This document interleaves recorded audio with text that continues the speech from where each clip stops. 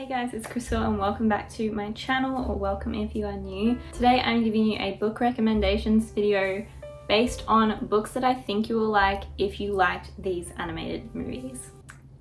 I feel like I keep trying to say that in a way that makes sense, and it isn't sounding like it makes sense, but I think you get the picture. This is not the first of these kinds of videos. There are plenty out there on the internet, but this video is specifically in relation to animated movies. Personally, I'm a big animated movie fan. I love me some animation. I don't care if I'm nearly 20 and an adult and then technically not really meant for me. I don't care. Animation is not just for kids, it's for everyone. And I will stand by that till the day I die. So, if you two are a reader and also love animated movies, let me give you some book recs and let's get into the video. So starting off, we are going to begin with retellings. So let's get into my first recommendation, which is if you liked Sleeping Beauty, then I recommend you try A Spindle Splintered by Alex E. Harrow. In this book, we follow our main character Zinnia, a girl who has been obsessed with Sleeping Beauty since like forever because she too has a curse. Due to a chemical leak, I believe, or some accident which is the fault of the government, a small neighborhood of people were affected, and all the children from these families developed a very rare, very unknown disease. And essentially the only certain thing about this disease is that none of them have survived past the age of 21. In this book, Zinnia is about to turn 21, and for her last birthday, her best friend throws her a Sleeping Beauty themed birthday party complete with a spindle. What happens though when Zinnia pricks her finger on the spindle and is transported into another world, another universe, where there is a Sleeping Beauty who needs some help breaking her curse? And what happens when a bunch of other Sleeping Beauties also appear? This is a short story and it's very female-centered retelling where there pretty much are no princes, I don't think. It's entirely focused on the Auroras, the Sleeping Beauties, and they just help each other out. It opens up this multiverse of Sleeping Beauties and they just work together to break their curses, and it's just a fun and heartfelt read. It has Zinnia has a very dry humor. She has all her life used a very sarcastic, witty, dry humor to cope with her illness, which I do really love that in books. That's my kind of humor, but I did feel like because we are dealing with such a heavy topic, Zinnia is potentially facing death very, very soon at a very young age. Or not potentially, definitely is facing death at a very young age. That's a very heavy topic, and I felt like sometimes the humor of the book took away from the depth that could have been explored. It sort of undercut the emotion sometimes. But overall, it was a really fun nugget of a story. This is, like I said, a short story, and I think it is the perfect length for the characters that we explore in this time. I don't know, it just, Alex E. Harrow fit a really, really nice little story into the amount of pages that she did, and yeah, it was just really, really enjoyable. So yeah, if you are one that likes dry humor or you use humor to cope with your trauma, this book is gonna be a great hit for you. Also, if you like Sleeping Beauty, we follow a bunch of different Sleeping Beauty stories in this retelling. So it is a really fun reimagination of the Sleeping Beauty fairy tale. That is A Spindle Splintered by Alex E. Harrow. Next up is The Little Mermaid, and my recommendation for you if you like The Little Mermaid is To Kill a Kingdom by Alexandra Christo. I keep saying Alexander instead of Alexandra. So obviously this is a Little Mermaid retelling, but the mermaids are actually sirens who hunt or kill humans, and the humans hate the sirens for obvious reasons and also hunt the sirens and are kind of hellbent. They're both hellbent on just kind of taking each other out, you know? So it's a little bit more of a brutal Little Mermaid retelling. Due to an incident, our main character Lyra, I'm gonna say Lyra, she's the princess, and her mother, the queen, punishes her by turning her into a human. And unless she can kill the prince and deliver his heart to her mother by a certain date. I think it's the winter solstice? Yes, winter solstice. She will forever remain a human, which she does not want, because humans. Why would you want to be human when you can be a siren? You know? I guess it's probably the wrong audience to be saying that to when you like Little Mermaid, because she chose to become a human in the Disney version. Anyway, so to gain the trust of the prince, Lyra promises him like the key to how to destroy the sirens, because his #1 goal is to eliminate all sirens. I think he has like a personal vendetta against them or something, I can't remember. But anyway, they have to work together and trust each other. So yeah, this is like the Little Mermaid, except Ariel wants to kill Eric and Eric wants to kill Ariel. It's less than 300 pages, it's a standalone. The banter between Lyra and Elian, I'm gonna say Elian, I really enjoyed. Not gonna lie, I don't remember this book all that well. I read it a few years ago, but I do remember that I actually enjoyed the enemies to lovers. My pet peeve with enemies to lovers is when it's marketed as enemies to lovers and they're not enemies. It's kind of in the name, guys. Like, come on. But I do remember thinking that this enemies to lovers was surprisingly well done in such a short span of time. I do know that I went into it a little bit hesitant because it's less than 300 pages. How are you going to deliver to me a solid enemies to lovers arc in that span of time? But past me said that it was well done, so if you want to trust that, you can. If not, that's fine too. I also have in my review that the banter was funny, so again, if you wanna take that into consideration, you can. But yeah, this is just like a nice, fun, short. Again, we're starting off with short books, aren't we? Short book that is very reminiscent of The Little Mermaid if you want a little bit more of a violent version of it. Okay, next in my retellings portion, I have a bunch of fairy tale retellings in a series, and that is of course The Lunar Chronicles by Marissa Meyer. I'm just gonna hold up Cinder because Winter is a chunky book and I'm not holding all 4 of them, including Winter, for the duration of talking about them. I'm sure many of you have heard of or read The Lunar Chronicles by now. It was popular in like the 2010s, I think. I don't actually remember when this came out, but if you haven't, this is a series of 4 books that contain retellings of Cinderella, Red Riding Hood, Rapunzel, and Snow White. Set in a sci-fi, dystopian, fantasy kind of backdrop. It's a little bit of a mix and mash of genres, but it's a fun time. This takes place in the future of our world in New Beijing, where we follow our main character Cinder, who is a part cyborg mechanic, who of course lives with her nasty stepmother and stepsisters, although only one of her stepsisters is nasty, the other one is Bestie, we love her. Unfortunately, when one of Cinder's stepsisters falls sick with an illness, Cinder's stepmother blames her for it, and her life gets significantly worse. Not to mention, New Beijing is currently being, I was about to say ravished. That is not the right word. It is being ravaged by a plague, a deadly plague, and there is also a colony of people on the moon, also known as Luna in this series, and the threat of their attack on Earth is growing day by day. Is Cinder maybe the key to solving all of Earth's problems? Who knows? Does Cinder maybe meet the prince and like, does her life spiral out of control? Do some crazy things happen? Couldn't tell you. This series is a little bit wacky again, like the mix of genres, but I had a really good time with this. This was one of my favorite series when I was younger. The cast of main characters is just so precious to me. There's a lot of romance in this series. Each of the main girl characters obviously all have their prince love interests, and it's just like such a fun time. It's a very found family, motley sort of crew. Well, maybe not motley, but just random group of people that come together and, you know, have some crazy adventures, and it's a fun time. So I highly recommend this. All 4 books are retellings of fairy tales, and yeah, it's just a fun time. So if you would like to dive into a whole world of fairy tale retellings, The Lunar Chronicles by Marissa Meyer. But yeah, I do want to warn you, this is Winter. Don't mind, I don't know, the top of her is looking worse for wear. But anyway, this is 823 pages.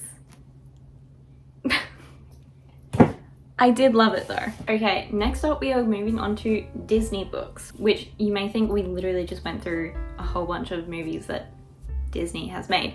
But if you didn't know, Disney actually has like a publishing house, and they have published quite a few books that are either like prequels, sequels, or just expansions of the stories in their movies in book form. So, first book recommendation that I'm going to give you out of these Disney published books is for my Tinkerbell fans, and the book that I recommend you read is Wings of Starlight by Alison Saft. A lot of you have probably heard of this by now. It definitely made its rounds on Book Talk and all the platforms because we were all rightfully ecstatic about a Tinkerbell book, a Pixie Hollow book. Not just any book, but if you're a Tinkerbell fan, you'll know that in Secret of the Wings, we got a little bit of a snippet into Queen Clarion and her backstory and her tragic romance with Lord Mallory of the Winter Fairies. And in Wings of Starlight, Alison Saft takes us along in their story with a young Princess Clarion in training to become queen. So Clarion's coronation is fast approaching, except she is desperate to get like some semblance of a normal life. She wants to experience a life free of the restraints and responsibilities of being a royal, and also she just wants some friends. As the princess and soon to be queen, most of the fairies of Pixie Hollow kind of are a bit standoffish with Clarion due to the way that the current queen keeps the relationship between the fairies and herself. Speaking of the current queen, Clarion finds herself struggling to meet the expectations laid upon her. So when a dangerous monster escapes from winter into spring, Clarion decides that this is the perfect opportunity for her to 1, prove herself, and to 2, finally explore winter, which she has been obsessed with her whole life. This book really does place you like directly into Pixie Hollow. I adored getting to explore more of Pixie Hollow that we like don't get to see in the movies. By the way, if you didn't know, something that absolutely devastates me is that we were meant to get more Tinkerbell movies. And then the studio shut down and they cancelled it, or like they cancelled it and then the studio shut down. Oh my god. I just want more Tinkerbell content. I want more fairy content. And I love Pixie Hollow so much, and it was just like so fun to like get to exist more in depth in Pixie Hollow in this book. When I tell you Tinkerbell was my childhood, I had a Tinkerbell outfit. I also remember for one of my birthdays, my family and I were away with family friends on holiday, and my parents got me the DVD of Secret of the Wings, and I made all us kids watch it, even though all the other kids were older than me by at least 4 to 6 years, and definitely uninterested in Tinkerbell at that point. But not gonna lie, younger me, one of the best days of my life, seriously. Alison's writing is very whimsical and romantic, and it just has this like light feeling to the story, to the writing, almost as if you're like floating on wings. Wings of Starlight, perhaps. I'm sorry, that was really cheesy and bad. Mallory is such a sweet love interest, but oh, here's Mallory, he's on the back. He is just such a cutie. I love their love story, even though it is tragic, and I did sob at the end of this book. But like, to be honest, that's why I got this book. I wanted my feelings to be hurt, and they were. Alison Saft did a great job at doing that. I will say, if you have seen the movies, it was kind of difficult to consolidate the Queen Clarion from the movies to the Clarion in this book. I do think that is partially because she's much younger in this book, obviously, and she's not like immature, but Queen Clarion in the movies is just incredibly like regal and poised and sure of herself, whereas this Clarion is like a lot more carefree in a way. Regardless, I really enjoyed reading from her point of view, and I'm simply obsessed with this book, and I just want more books in Pixie Hollow. Anyway, by the way, how gorgeous is this cover? I'm not necessarily a huge fan of sprayed edges, but I do absolutely adore this cover so much, and I accidentally ordered the hardback. I did not mean to do that. Yeah, so if you're a Tinkerbell fan and you haven't read this book already,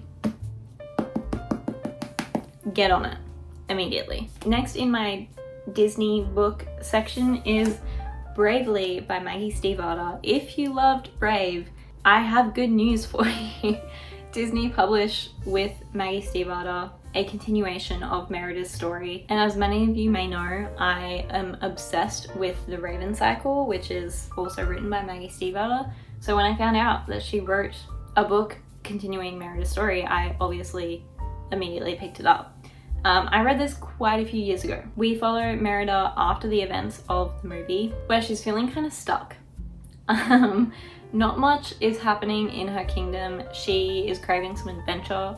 She wants a challenge. Fortunately, maybe unfortunately for Merida, the gods hear her plea for a challenge and say, hey, here's the god of destruction, here's the god of creation, we're gonna play a game. Not really a game, but the god of destruction, if I recall correctly, is like poisoning the land, and Merida makes a bargain with the god of creation that if she can, I think, like change her family hang on, let me check. Yeah, a bargain, convince her family to change within the year or suffer the eternal consequences. So like basically Merida and her family and the kingdom are just stagnant. Nothing's changing, they're stuck in their ways. So within the year, she has to go on a bunch of little journeys to different kingdoms and try and change her family to save the land. But Merida comes to some realizations that maybe she is not as malleable as she thought she was. She might be part of the problem, even though she wants adventure. I read this during a bad reading slump quite a few years ago, like I said. I remember reading it over a long period of time and in small chunks, so my reading experience of this book was a little bit diluted. I did feel like it was a slower read, and if my memory serves me, it's not an action-packed kind of book, which I feel like the movie kind of is. This book I feel like is more of a character exploration, kind of due to the nature of the bargain that Merida enters into. So just keep that in mind if you liked Brave for the action side of the movie. Possibly not your vibe. Just be aware. Maggie curates such an incredible atmosphere though, in The Raven Cycle, in Scorpio Races, also in Bravely. You feel like you are in the Scottish Highlands. I adore Maggie's writing. It may not be for everyone. Again, it does lean a little bit more on the flowery side, so if you're not a fan of flowery writing, also keep it in mind. Now, one last thing. I feel like I'm not doing a good job promoting this book. I did enjoy it. I'm just saying there were this next one in particular, some discrepancies to themes of the movie. There is a romance in this book. Merida is given a love interest, which I thought the romance was sweet. I wasn't really super invested in it. I honestly don't know how I feel about giving Merida a love interest, considering the fact that a major part of her identity, I guess, in the movie is the fact that she doesn't want nor need a man. Was it necessary? I don't really know. I think there is something to be said about strong female characters who don't want love, don't need love, but then they discover that it is something they want. That's a case to be made, but I also think a lot of people saw Merida as Arrow Ace representation. So yeah, again, I don't know how I feel about giving Merida a love interest. Again, I don't necessarily think it was necessary. I don't think it was needed. Yeah, again, just if you are not interested in reading about Merida having a love interest, then maybe don't read this book. I don't think the love story, the romance subplot was all that prominent in this book. Like, I think it's definitely a bit of a underlying plot, but again, something to be considered. Otherwise, this is a super fun time. I, again, adore Maggie's writing, and I do want to come back and reread this book at some point because, again, I don't remember a lot of it, but I think I would have a much more fun time now because I'm obviously not in a reading slump. So yeah, that is Bravely by Maggie Stiefvater. Okay, now we are on to genre. So these books are not retellings, they're not published by Disney. They are simply books that reminded me of certain animated movies, and I think you would also like these books if you like those movies. So first genre is fantasy, and my first recommendation is if you liked Moana, I think you would also like Dragon Fruit by Makia Lucier. I also have here Raya and the Last Dragon, purely because of the dragon aspect. I honestly don't remember the plot of Raya and the Last Dragon. I only watched it once. I do need to go back and rewatch it, but maybe also Raya and the Last Dragon. I read Dragon Fruit a few months ago, and this book is actually the book that inspired me to make this video, because as I was reading it, I just kept being, it just felt very reminiscent of Moana to me. Obviously, they're both inspired by Pacific Islander mythology, but one thing that kept reminding me of Moana is in this book, in Dragon Fruit, one aspect of the magic system is the people on this island that our main character grew up on. Not all of them, but quite a few of them will develop a tattoo of an animal. They don't get it inked on them, it will just appear one day, and that tattoo can manifest into an actual animal. So they have like a spirit animal with them 24/7, and they will like help their person in certain ways. And it was just like a really fun part of the magic system, which reminded me of how Maui can turn into the different animals with his hook. Also has sort of a similar concept with Moana. A wrongdoing happened in the past and it needs to be righted. I feel like that was a really lame way to put the plot of both of these stories, but anyway, we have our main character Hanalei, who was the daughter of a very well-respected family on her island, but after her father steals a dragon fruit, which is a dragon egg, to save Hanalei's life, she has since lived in exile. And during her time in exile, she has studied sea dragons, which are pretty much unanimously feared and hunted by humans because they eat humans. Gee, why would they be feared and hunted? I don't know. That's a mystery to me, truly. I didn't say why it was bad.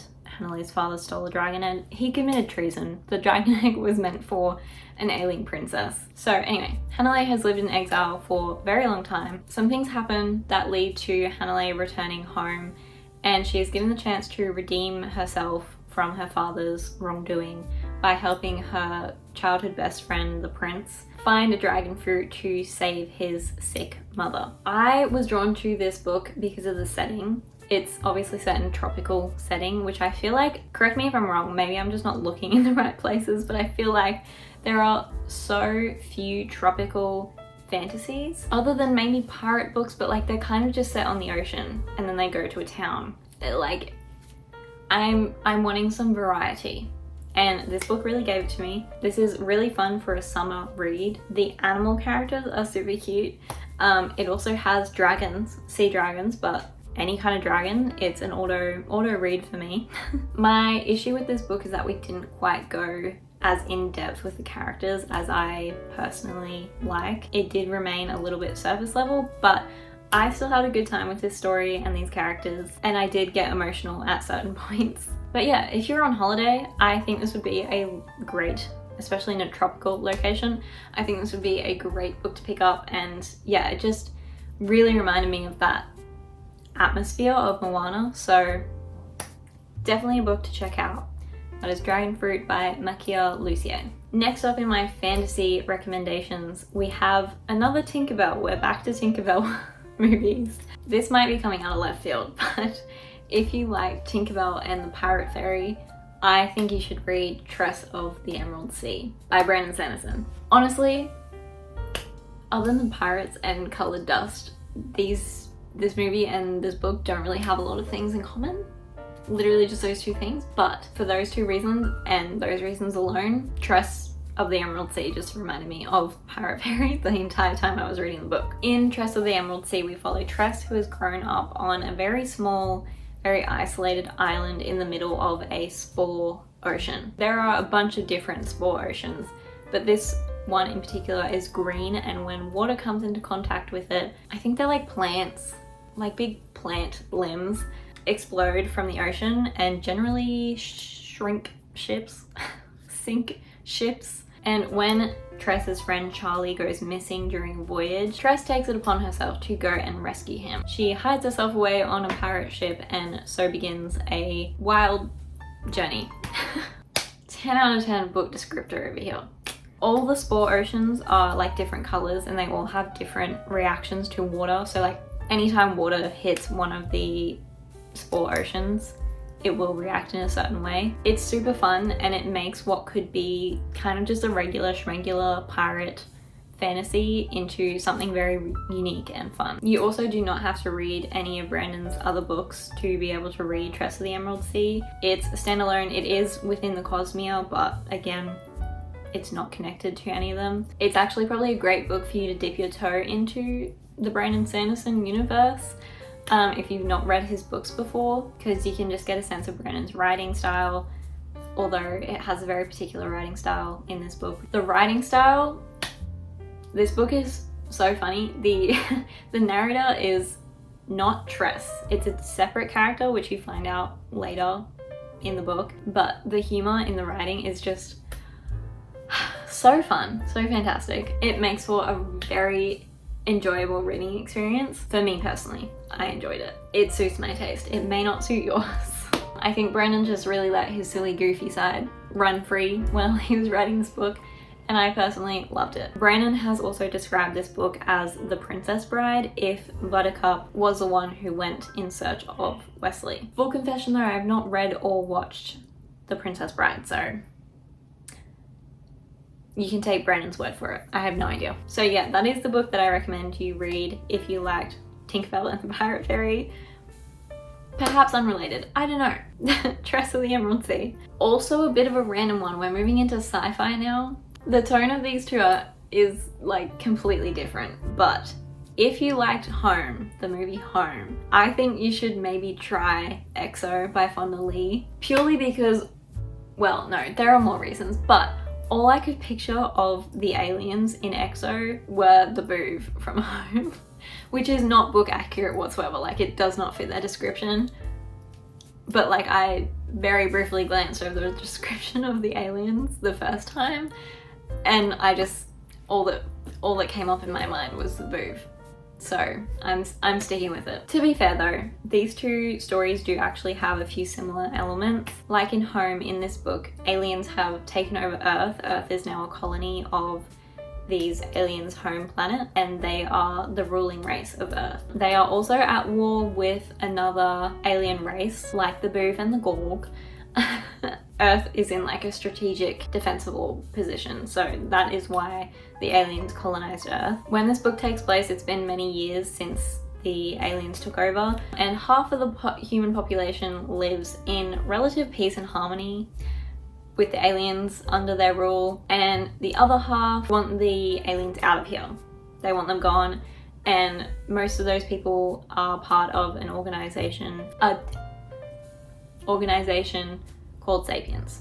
I'm whispering it because I don't know if YouTube would be happy with me saying that. Our main character, Donovan, is an EXO, which is kind of like special agents. They get a bunch of kids who they put through a surgery, and it implants an exocell into like their bone structure. I don't know. It pretty much just acts as armor, and I was picturing it as Tony's nanotech. Donovan is also the son of a high-ranking government official, and when Donovan is kidnapped by members of Sapiens during a raid, I think that did not go well, and Sapiens finds out his identity, they think they've hit the jackpot of bargaining chips. Donovan's dad will not negotiate with those, so under any circumstances, even if the circumstances are his son, is his son. So now Donovan has to survive being held hostage by Sapiens, and also confront his conflicting feelings about like the aliens versus humans thing. I'm gonna be honest, if you haven't seen any of my recent videos, I have spoken about this book a couple times. It wasn't for me, but it might be for you. Try it out. If you like, I will say this is more of a dystopian than sci-fi. The alien part of it is not really a main part of the book. I think the struggle between the two human groups is more of a focus, and Donovan's like inner conflict is more of a focus compared to the aliens. So if you like dystopian books, then this might be a good book for you. Fonda did an amazing job of making the lines between the good and the bad side very fuzzy. You have good and bad people, well, kind of on both sides, but mainly like Sapiens. They do have some points you know, valid points. Pretty much every single character that we like get a little bit more of a focus on has beliefs that could throw them either way. There are characters in Sapiens who fully, like, they should be a bad guy, but then they also do things where they're not heroic, but like respectable, you know? And you're like, well, bad guys wouldn't necessarily do that. Everyone has some sort of conflicting side to themselves when it comes to like the aliens versus humans thing, especially in the second book. This is a duology, and this is really focused on with Donovan, who is kind of represents both sides of it. He really struggles with his feelings towards it all because it's dystopian, and because we weren't really focused on the sci-fi of it all. Not really a book for me from the get-go. Might be a book for you. So if you liked Home, read this book. Maybe. No, seriously.